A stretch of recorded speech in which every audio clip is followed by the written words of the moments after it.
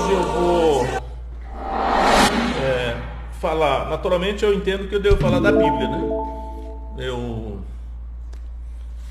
ultimamente, assim, ouvindo várias pessoas falando, dando palestra no nível do conhecimento, mas sempre vem na minha mente assim, prega a palavra, né? Então eu poderia falar vários outros temas, outros assuntos, porém Deus mandou pregar a palavra de Deus.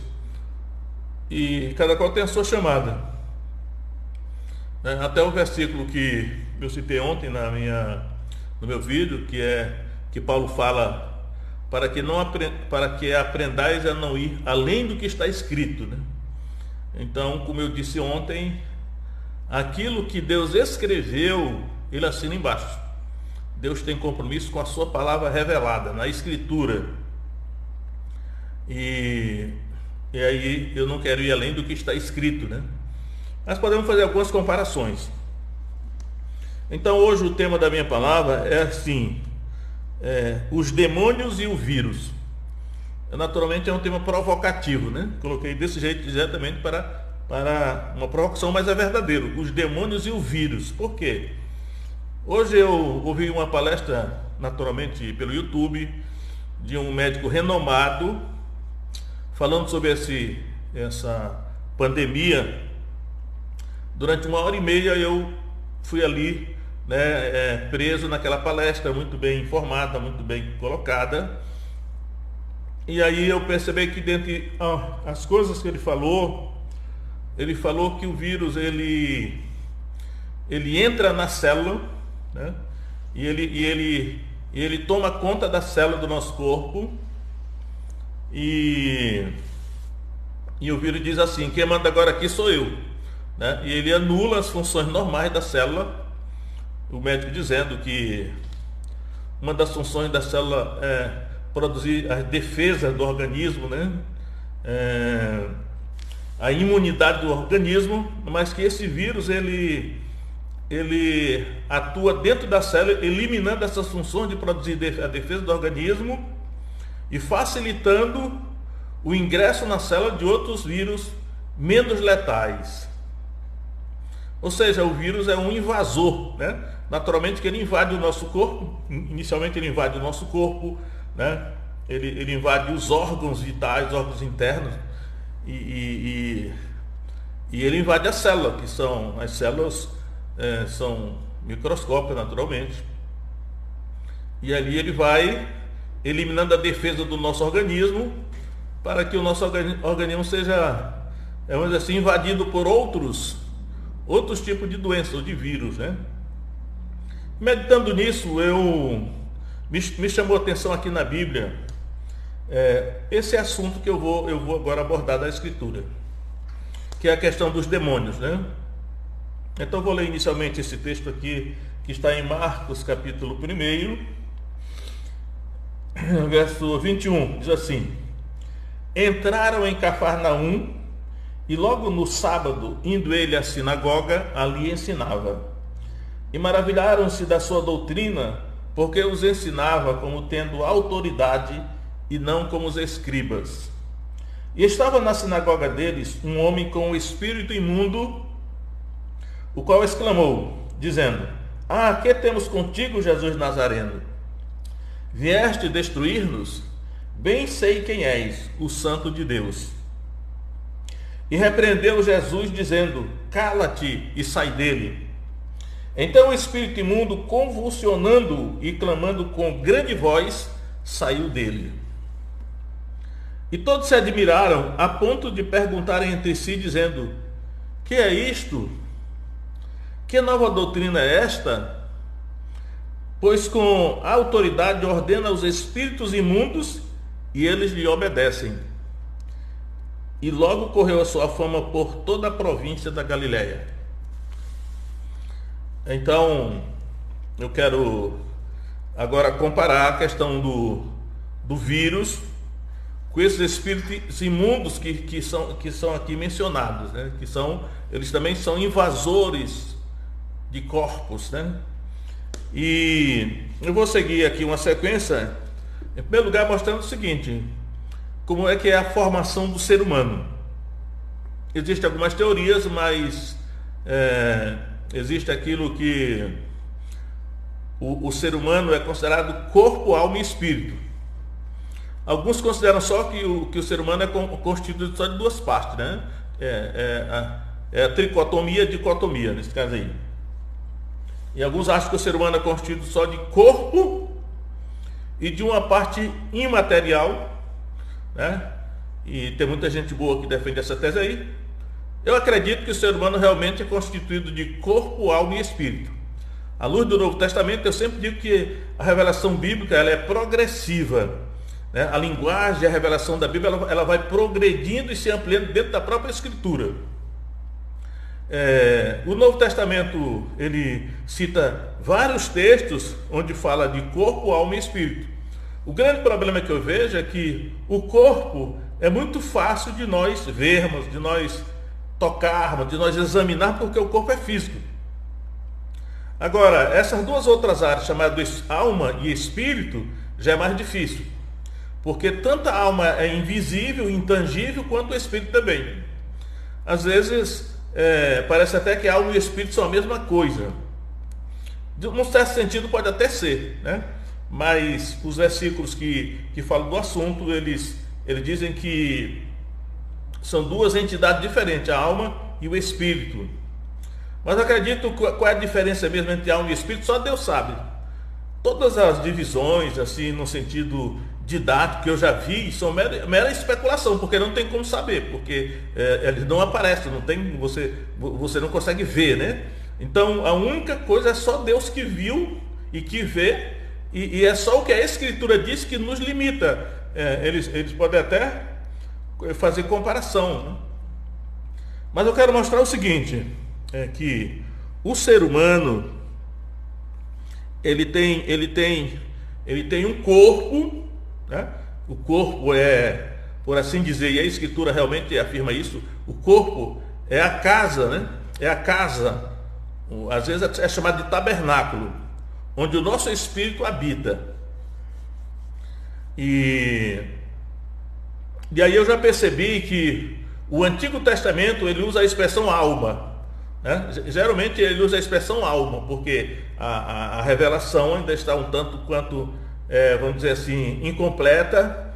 Deus começa assim como que ele está ensinando criança, né? Para criança a gente ensina coisa bem simples e depois vai aumentando o nível de revelação. Então percebo que aquilo que no Antigo Testamento é chamado de alma, pode ser que seja algo que é chamado no Novo Testamento de espírito. Por exemplo, eu vou citar alguns textos aqui. Gênesis 35, 18, que fala, eu vou passar rapidamente os textos, não vai dar tempo. Quando fala da morte de Raquel, esposa de Jacó, morreu de parto, né? Deu à luz a Benjamim. Então, Gênesis 35, 18, diz assim: e aconteceu que, saindo-lhe a alma, porque morreu, deu-lhe o nome de Benoni, mas seu pai chamou Benjamim, né? Benoni, filho da minha tristeza, Benjamim, filho da minha mão direita, da minha destra. Mas aqui fala claramente que saindo-lhe a alma. O que saiu do corpo de Raquel foi a alma dela, ou seja, a parte imaterial, invisível, intangível, mas a Escritura diz saiu, né? Avançando um pouco mais na frente, primeiro livro de Reis, capítulo 17, quando Elias se hospedou na casa da viúva de Sarepta de Sidom, o filho da viúva morreu. No final do capítulo 17 do primeiro livro de Reis, o filho da viúva morreu, né? E o Elias foi lá orar, né? Para ressuscitar o menino, o rapaz, eu acredito, né? Então diz assim, primeiro livro de Reis 17, 21. Então se estendeu sobre o menino 3 vezes, clamou ao Senhor e disse: ó Senhor meu Deus, rogo-te que a alma deste menino torne a entrar nele. Olha, a alma, né? A alma deste menino torne a entrar nele. E o Senhor ouviu a voz de Elias, e a alma do menino tornou a entrar nele e reviveu. Então, Antigo Testamento, a linguagem que está sendo usada aqui é a alma. A alma de Raquel saiu, a alma do menino que aceita tornou a entrar nele. A alma do Antigo Testamento fala isso. Agora, quando chegamos no Novo Testamento, aquilo que era chamado de alma passa a ser chamado de espírito. Lucas 8,54, quando Jesus ressuscita a filha de Jairo, a menina de 12 anos. Então diz assim, eu só li a parte final, né? Quando Jesus chega com seus discípulos à casa de Jairo, diz assim, a menina já estava morta lá na casa dele. Então Lucas 8,54, mas ele, pondo-os todos fora e pegando-lhe na mão, clamou dizendo, levanta-te, menina. Agora observe, e o seu espírito voltou, e ela logo se levantou. Então Jesus mandou que ele desse de comer. Então observe que nesse caso aqui, a linguagem que é usada é, o seu espírito voltou. Lá no caso do período de Reis 17, né, a alma do menino voltou e entrou nele, né? Então vemos aqui, eu acredito que nesse caso aqui, neste caso específico, o que o Antigo Testamento chama de alma, o Novo chama de espírito. Embora isso não derruba a tese de que existe alma e espírito como duas entidades separadas, porque várias partes do Novo Testamento também diz isso, né? Só que é algo assim, muito sutil, né? Só Deus sabe. Duvido que algum ser humano possa dizer que é alma, isso aqui é o espírito. Só Deus sabe. Agora, o que está na Escritura nós podemos ver, né? Então, aí nós chegamos à seguinte conclusão. Quando Deus ele foi criar o homem lá no Jardim do Éden, esses dias eu estive lá examinando, Deus criou primeiro o espírito, né? Deus criou o espírito do homem. Eu creio que é Gênesis 1:26. Façamos o homem à nossa imagem, conforme a nossa semelhança. Então Deus fez o espírito do homem e o espírito da mulher, só o espírito. Aí um pouco mais, isso é no capítulo 1 de Gênesis, como no capítulo 2 de Gênesis, quando Deus vai fazer o corpo do homem, são duas ações distintas, né? Deus faz o corpo do homem e do barro, do barro, né? Eu sempre digo que assim, é da tabatinga, do barro do Jardim do Éden, que tabatinga é o barro vermelho. E por isso que o nome Adão significa vermelho também. Então, Deus moldou, aí ele não criou, porque quando ele criou o espírito, ele criou para criar do nada. Mas quando ele formou o corpo, deu forma, né? Uma forma, o corpo do homem, a Bíblia diz que Deus soprou nas suas narinas o fôlego da vida e o homem foi feito alma vivente. E aí eu entendo que quando Deus formou aquele boneco do barro, da tabatinga do Jardim do Éden, que um corpo sem vida, né? Mas quando Deus soprou nas narinas do Adão o fôlego da vida, e aí eu digo, parece que o espírito que Deus tinha criado antes estava dentro de Deus, porque saiu da boca de Deus. E aí o espírito humano foi soprado para dentro do corpo do Adão, mas creio eu que juntamente com o espírito humano, o Espírito Santo também foi soprado para dentro do Adão, de maneira que o ser humano foi feito, ou o corpo humano foi feito para ser habitado por dois espíritos, o espírito humano e o espírito de Deus. O espírito de Deus é como que um revestimento do espírito humano. Por isso que a palavra para o revestimento do Espírito Santo é usada mais de uma vez, né? O Espírito do Senhor revestiu a Gideão. Aí Jesus disse, ficai porém na cidade de Jerusalém, até que do alto seja revestido de poder. E Paulo diz, revestido de toda a armadura de Deus. Por quê? Porque o espírito humano, desde o princípio, ele é revestido pelo Espírito de Deus. Então o corpo humano foi feito para ser habitado dessa maneira, né? O espírito humano habita nessa casa que é o corpo, e é ele que dá vida ao corpo, mas originalmente ele foi feito para ser a habitação do Espírito de Deus.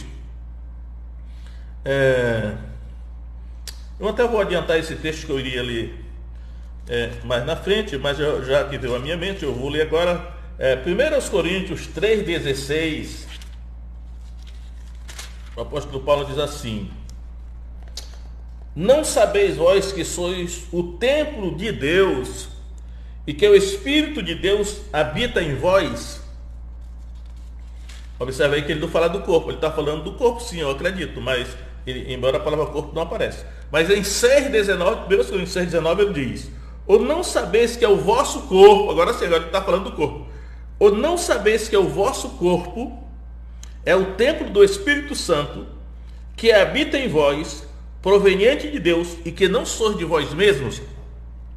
Então, quando Jesus veio, né, ele veio restituir a forma original do ser humano, de que o espírito humano que habita nesta casa chamada corpo, ou também tabernáculo, também é chamado de tabernáculo, corpo humano, ele fosse revestido pelo Espírito de Deus, e que o Espírito de Deus habitaria nesse corpo, né, que o verdadeiro templo realmente é esse. Isso aqui é a realidade do ser humano. O corpo foi feito então para que o espírito humano habite nele, e o Espírito de Deus habita junto, revestindo o espírito humano. Isso aqui é o objetivo, é o propósito original de Deus, que foi prejudicado depois pela entrada do pecado. Então, é a mesma coisa. O nosso corpo humano, acredito eu não sou médico, né? Naturalmente os médicos que estudaram toda a estrutura do organismo humano, né? Conheço muito bem a complexidade que são os órgãos humanos, e as células e tudo mais. Eles não foram feitos para ser habitação de vírus, ou de bactérias, ou de fungos, ou de todos esses micro-organismos invasores.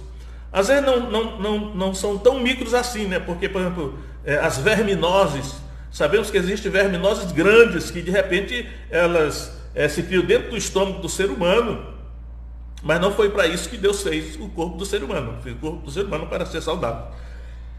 Mas como nós estamos tratando aqui dessa questão da escritura, né? E eu não quero fugir disso, estou só fazendo uma comparação.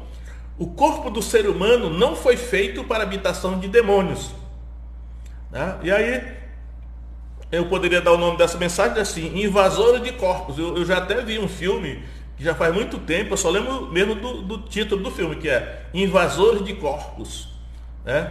E tem muitos filmes nesse sentido, né? De que seres estranhos invadem os corpos, são invasores, né? Invasores de corpos. Esses demônios são invasores de corpos. E eu até já cheguei a pensar assim: será que esses espíritos que invadem os corpos humanos não são a mesma coisa que os vírus, esses micro-organismos? Afinal, eles são tão pequenos que são invisíveis aos olhos humanos, só mesmo com o microscópio, alguns com microscópio eletrônico. Mas acredito que não, né? Até prova em contrário, acredito que a entidade chamada de espírito é uma coisa imaterial, enquanto que esses micro-organismos, eles são biológicos, ele tem forma física, embora deve ter vida nele que os anima, e poderia ser um espírito, né? Que tudo que tem vida, que é algo espiritual, dar vida, né? Então, e aí eu quero dizer o seguinte, aqui baseado nessa questão desses espíritos invasores, porque quando Jesus estava nessa sinagoga aqui em Cafarnaum, diz assim: e estava na sinagoga deles um homem com espírito imundo. Pois é, espírito imundo. Naturalmente esse espírito imundo aí não era o espírito do homem.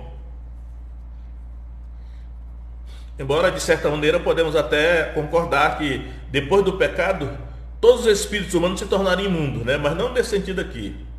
Quando o texto fala de espírito imundo, ele está falando de um outro espírito, um invasor de corpos, né? Que invadiu o corpo daquele homem. E aí tem vários sinônimos. Eu coloquei aqui o seguinte: ó. Eles são chamados, esses espíritos, eles são chamados de espíritos imundos. Eu adotei aqui os textos mais... vou aqui mesmo. Está em Marcos mesmo, né? Então vamos ver aqui. Marcos 1:23. E diz assim: estava na sinagoga deles um homem com um espírito imundo, o qual exclamou. Eu vou saltar agora o verso 26. Então o espírito imundo, convulsionando e clamando com grande voz, saiu dele. E no verso 27, parte B: pois com a autoridade ordena aos espíritos imundos e eles lhe obedecem. Então, a expressão espírito imundo, ela está repetida aí, ela está registrada 3 vezes, né? Eles são chamados então de espíritos imundos, mas são chamados também de demônios. Vamos ver aqui. Demônios, né? Verso 32.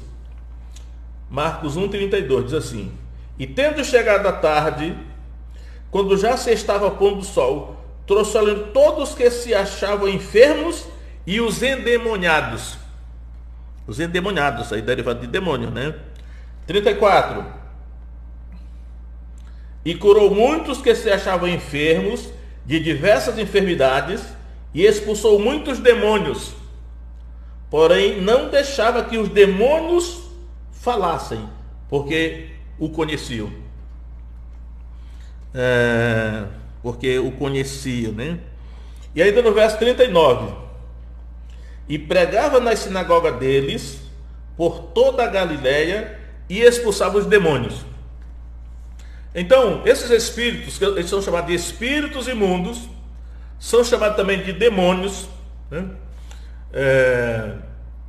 Me parece até assim, de maneira superficial, que a expressão demônios é uma designação genérica, né? Aí quando falo de espírito, que eles são espíritos imundos, é para contrastá-los com o Espírito Santo, né? O Espírito de Deus é um Espírito Santo, significa que ele é limpo, ele é puro, né? E aqui está se falando de pureza espiritual, moral. E esses espíritos imundos, eles são imundos porque eles são imundos espiritualmente, moralmente, né? Eu acredito que eles são espíritos dos anjos caídos, ou seja, eles se rebelaram contra Deus. Mas espíritos imundos, demônios, espíritos enganadores, outra expressão que é usada, 1 Timóteo 4:1 espíritos enganadores, eles são chamados de espíritos enganadores. É muito interessante que há seres humanos que interagem com esses espíritos, né? E eles não atentam para esse detalhe, que esses espíritos, eles são enganadores, eles mentem, eles enganam, eles fantasiam, né? E seres humanos inocentemente, mas eu diria não tão inocentemente assim, porque Deus deu a Escritura para desmascarar esses espíritos, né? Pela Escritura, o ser humano não precisa ser enganado, porque Deus já revelou, denunciou, eles são espíritos enganadores, né? Então o ser humano não precisaria ser enganado, mas ao desprezar a Escritura, ao desprezar o aviso de Deus, os seres humanos caem nas malhas desses espíritos enganadores, e aí o estrago já está feito, né? Eles são também chamados de espíritos malignos. Em Atos 19, de 13 a 16, 3 vezes a expressão que está registrada é espíritos malignos. Espírito maligno no sentido que eles são maus, né? Eles são essencialmente maus. Por quê? Porque o líder deles é Satanás. Jesus já tinha desmascarado Satanás, desmascarou em João 8:44, né? Aqueles que conhecem a Bíblia sabem que Jesus disse que Satanás, ele é homicida desde o princípio, nunca se firmou na verdade, porque ele é mentiroso e pai da mentira. Então, esse caráter é mau, maligno, ou maligno, poderoso, é o próprio Satanás. Esse espírito aqui, eles são espíritos malignos, porque ele tem a mesma natureza do seu chefe, que é Satanás, é fazer o mal. Esses espíritos, eles são essencialmente maus, eles não se arrependem, nem se arrependerão, né? O objetivo deles é fazer o mal, principalmente contra o ser humano, né? Eu sei que aí eles enganam, porque tem os enganadores que dizem assim: não, nós somos da falange boa, e aqueles dali são da falange má, aquele dali são da magia negra, aquele é da magia branca, é só para enganar, né? Esses espíritos, eles são malignos, a essência deles é maldade, faz parte da maldade deles enganar o ser humano. Então eles são invasores de corpos, né? Espíritos malignos. Agora, a pergunta que eu quero fazer aqui, por exemplo, comparando ainda com o vírus, eu acho interessante que em 98, acho que é melhor dizer isso aqui agora, em 98, eu estava em algum lugar do Brasil fazendo um curso, e aí eu gosto muito de ir a livrarias e ficar olhando os títulos. E aí eu estava olhando os títulos assim, de repente me chamou a atenção o título de um livro que era Ebola. Não sei por que carga d'água eu comprei aquele livro. E aí eu fui ler o livro, Ebola. E fiquei fascinado com o relato, né? É o relato da manifestação desse vírus. Eles chamam lá, vírus filamentoso. Tem forma de filamento, eles dizem, né? Mas que houve realmente uma manifestação desse vírus no Zaire, parece que em 1976, e o médico que participou da situação, ele que escreveu esse livro, uma espécie assim de descrição romanceada, mas bem impressionante, né? E aí eu me apaixonei por aquele tema. Meu Deus, por que eu li sobre isso, mas de maneira tão agradável, atraente, né? Como o ebola era um vírus que entrava no organismo da pessoa, ia se multiplicando, e ele matava em poucos dias, porque ele causava uma febre hemorrágica. A pessoa acabava em poucos dias saindo sangue por todos os lados, né? Porque o vírus ia multiplicando, causava uma hemorragia. E aí eu fiquei pensando assim, rapaz, por que será que parece que Deus me levou a comprar esse livro e estudar esse assunto do ebola? A partir daí eu fui procurando livros sobre o ebola, encontrei um outro livro sobre o ebola chamado Zona Quente. E depois encontrei um outro livro, comprei, era Peste a Bordo, que nesse caso aqui é uma espécie de romance, mas acredito que baseado em fatos reais, informações reais, especialistas sobre o assunto.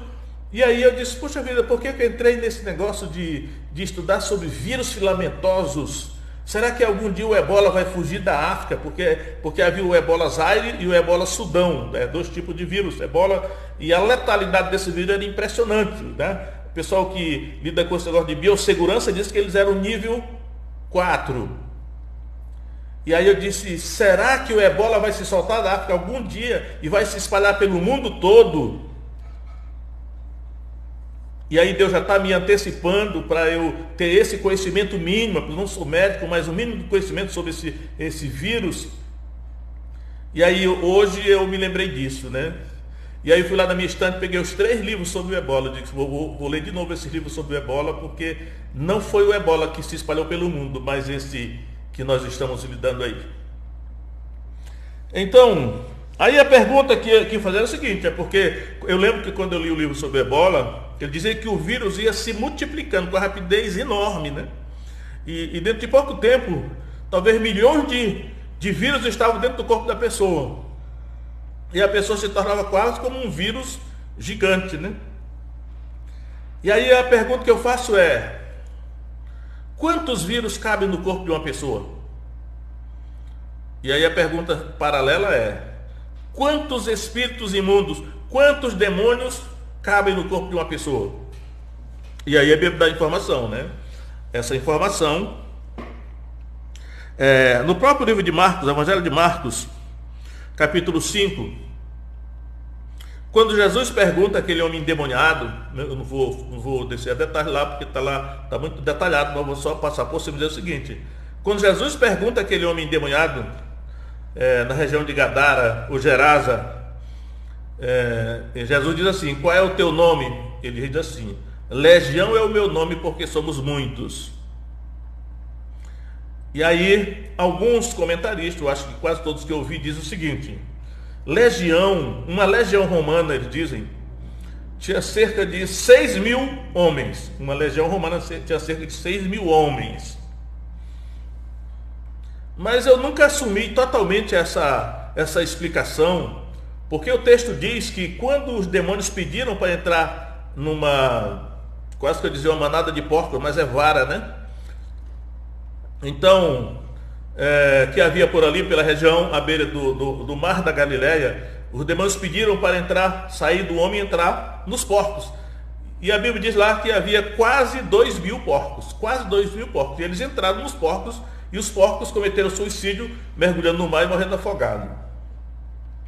E aí eu pensei assim, bom, pode ser que fossem 6.000 demônios naquele homem só, ou pode ser que fosse quase 2.000, mas fica a dúvida, cada qual aí que tire a sua conclusão, né?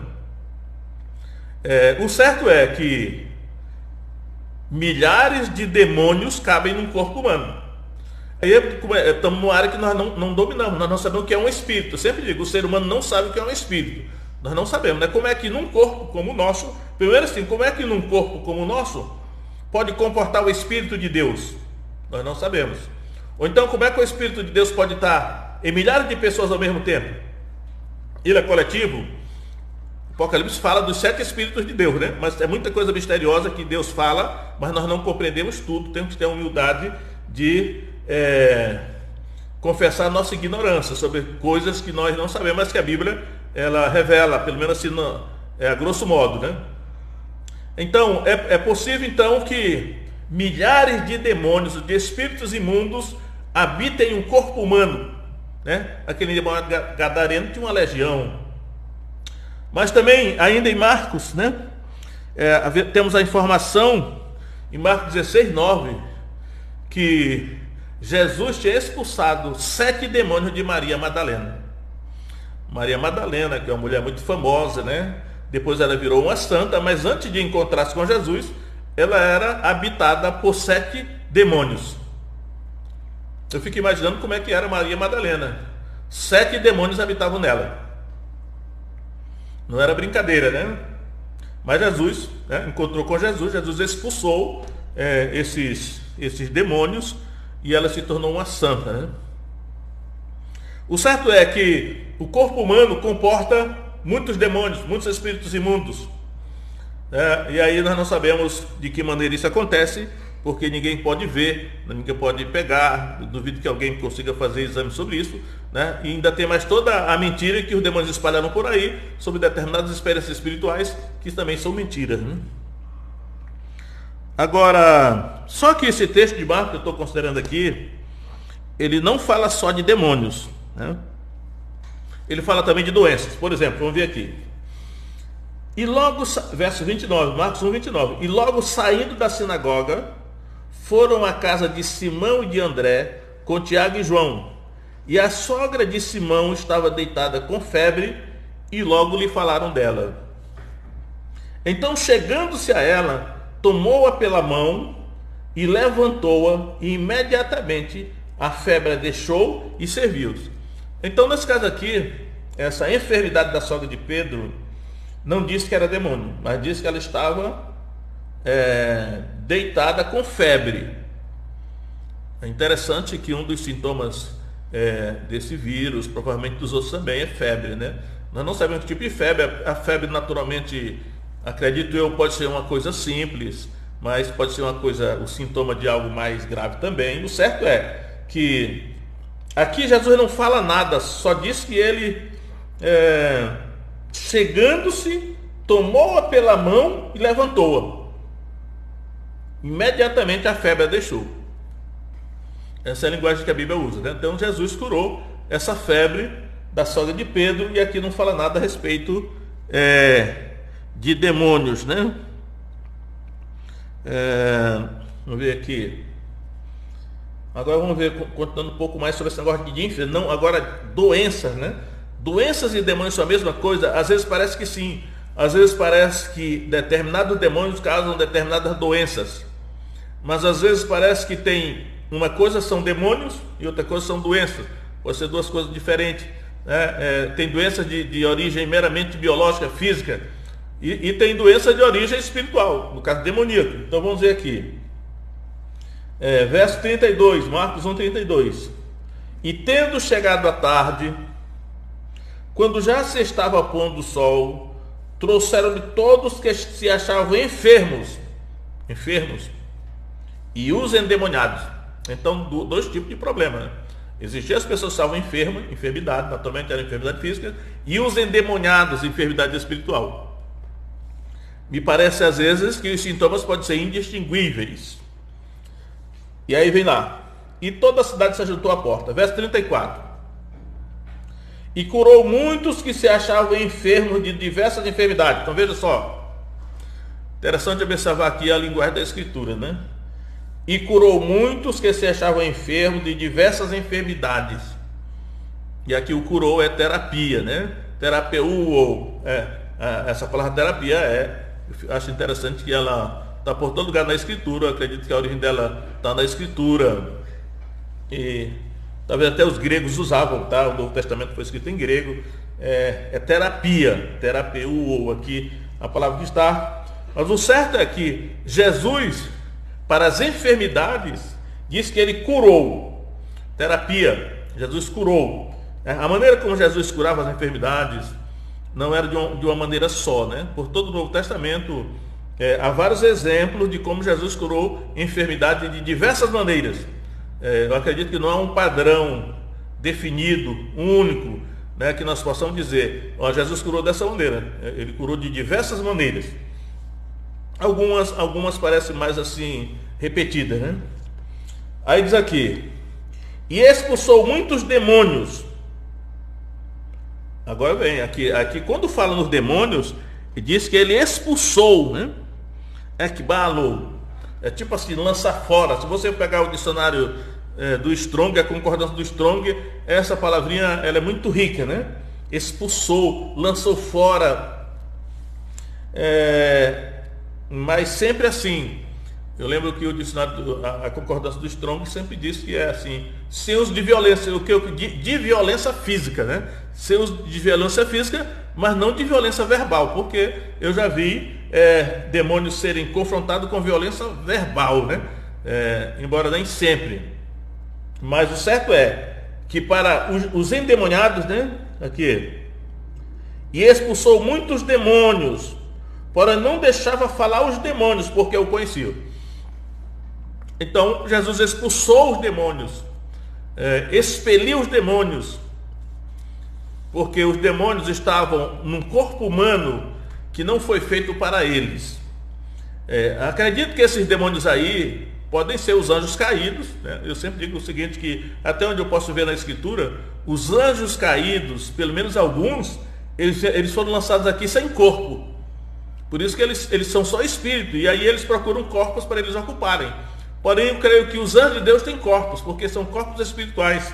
Paulo vai dizer que existem corpos terrenos, né, aqui da terra são os nossos, e existem corpos espirituais que são para habitar no céu, outro lugar, outro tipo de corpo, provavelmente um corpo diferente. É possível que naquela guerra lá que houve no céu, será que esses anjos perderam seus corpos por lá naquela guerra e vieram só o espírito para cá? Por isso que eles procuram sempre estar ocupando algum corpo? É possível. Você não vê nenhum anjo de Deus querendo entrar em alguém, porque os anjos têm o seu próprio corpo, diferente do nosso. Enquanto que os demônios, até o próprio Satanás, ele entrou no corpo de Judas Iscariotes, porque ele é só espírito, né? E aí aquele dragão que aparece lá em Apocalipse, eu também não sei se aquele dragão é só espírito. Não é possível que sim, né? Porque ele vai precisar do anticristo e do falso profeta para se manifestar. Então, o certo é que nós estamos vendo aqui que existem duas coisas que Jesus fazia. Ele curava as enfermidades de diversas maneiras e ele expulsava os demônios. E os demônios ele expulsava com a sua palavra, né? Ele dava ordem nos demônios, né? Sai dele, espírito imundo. E aí os demônios saíam. Por isso que aquelas pessoas se admiraram, né? Porque Jesus tinha essa autoridade para expulsar demônio. Esse assunto ele é muito, vamos dizer assim, interessante, é muito atraente, né? Há muito o que aprofundar nisso aí, dentro da própria Escritura, né?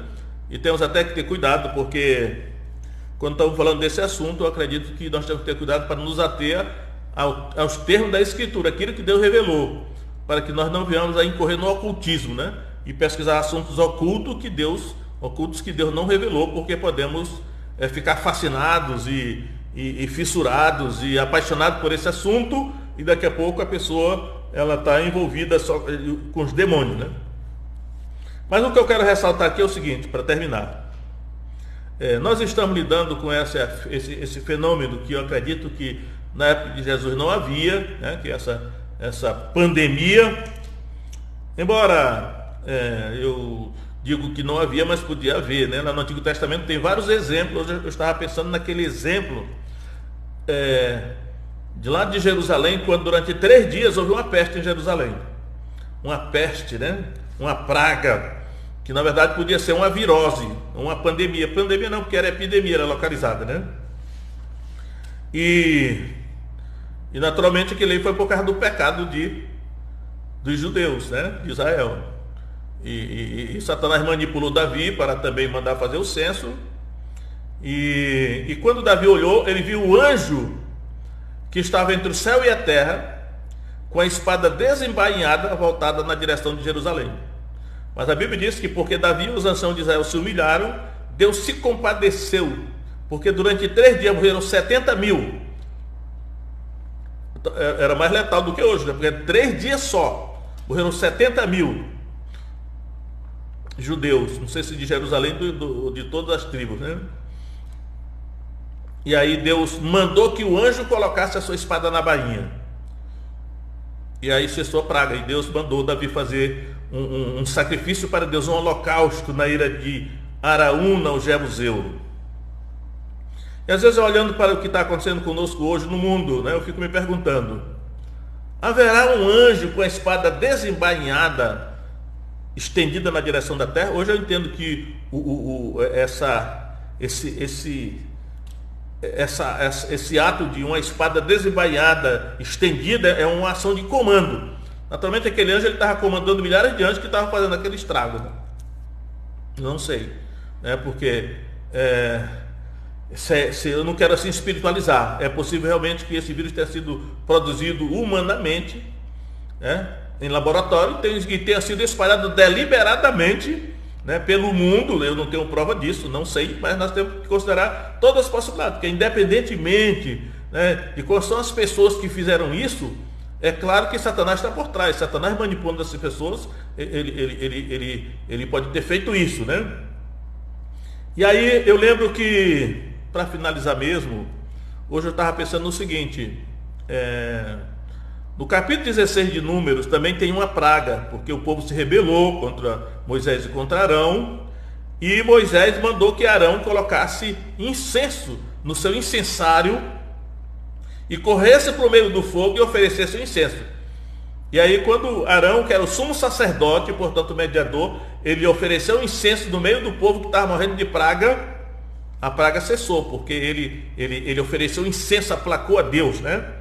E aí eu fiquei pensando que o incenso no Antigo Testamento, ele é uma figura, um tipo das orações. E eu até orei hoje, digo: Senhor, levanta a verdadeira igreja, aqueles em que o Espírito Santo habita, para exercer o ministério sacerdotal, que é oferecer o incenso, que são as orações dos santos, para ver se essa praga cessa de sobre o mundo todo, que não é só o Brasil, né? É o mundo todo. Mas o que eu quero dizer é o seguinte: devemos usar todos os recursos humanos, médicos eminentes, né? Estão aí mostrando, né, uma bênção e tanta medicação que tem salvado vidas. Devemos usar todas essas medicações, realmente. Ao mesmo tempo devemos orar a Deus, né, para que Ele nos indique o melhor medicamento, Ele nos guarde, nos proteja, nos livre, porque embora Jesus não esteja na terra hoje, o Espírito Santo está. E eu percebi que quando Jesus expulsava demônios, em Mateus capítulo 12, Jesus diz assim: é pelo Espírito de Deus que eu expulso os demônios. Então o Espírito Santo está na terra. Agora, sobre quem o Espírito Santo está, aí eu não sei, porque isso aí, nós sabemos que há muita picaretagem, há muita fraude, há muito engano, o ser humano não merece confiança mesmo, mas o Espírito Santo está na terra. E aonde o Espírito Santo estiver agindo, naturalmente ele pode agir por meio de pessoas, ele pode exatamente fazer as mesmas coisas que Jesus fazia, né? Então tem essa esperança, devemos também lançar mão desse recurso que a Escritura ela nos ensina. Então, que Deus abençoe cada um de vocês, mantenha saúde, né? A minha oração a Deus é que Deus dê saúde para todos vocês. E se alguém já foi alcançado por essa doença, que Ele traga cura, mostre os medicamentos certos, né? Porque é uma esperança dele. Creio que é uma esperança. Nós não podemos perder a esperança que Deus está no controle. Então Deus abençoe cada um de vocês, em nome de Jesus.